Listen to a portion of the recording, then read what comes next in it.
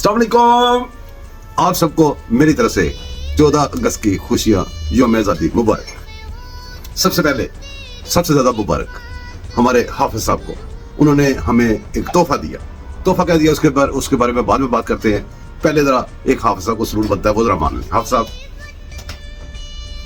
अच्छा अब बताते हैं कि हाफिज साहब का क्या तोहफा है। हमारे मुल्क में जो भी इन्वेस्टिगेशन आज तक जिंदगी में चली है, उसके आगे जब वर्दी आ गई उसको फुल स्टॉप लग गया। आपने देखा, लग गया। ये पहला बंदा है हाफिज साहब जिन्होंने अपना वादा पूरा किया है। वर्दी भी आगे आई है, वो इन्वेस्टिगेशन नहीं रुकी, आगे चल पड़ी है। अब इसके साथ क्या कुछ आता है आप देखेंगे, हैरान रह जाएंगे। ये एक बहुत बड़ा तोहफा है जो पाकिस्तान में कहते हैं ना, वो कहते हैं आज तक जिंदगी में पहली दफा पाकिस्तान में। ये है आज तक जिंदगी में पहली दफा पाकिस्तान में। अब चलते हैं दूसरा तोहफा। अरशद नदीम, उस बंदे के हाथों अल्लाह पाक ने अपनी पूरी कौम को, पाकिस्तानी कौम को खुशियों का तोहफा 14 अगस्त के ऊपर दे दिया।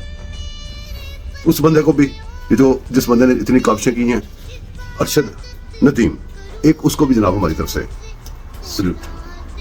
अब सबसे बड़ा सलूट, वो जो मैं मानना चाह रहा हूँ, जो सलूट आपको पेश करना चाहता हूँ, वो पाकिस्तान की वो अवाम जो अवाम सख्तियां झेलती है, बिजली के बिल बर्दाश्त करती है, सब कुछ करती है, बात को भी समझती है और खंदा पिछाने से जंग लड़ती है। ये भूल के कि हमारे पहले मुजरम कहाँ हैं, हमारे पहले मुजरम हमारे साथ पहले क्या हुआ, भूल के नए सिरे से बार बार शुरू करने का, जिंदगी को शुरू करने का जज्बा सिर्फ पाकिस्तानी कौम में है। पाकिस्तानी कौम जानती है उसके साथ क्या हो रहा है।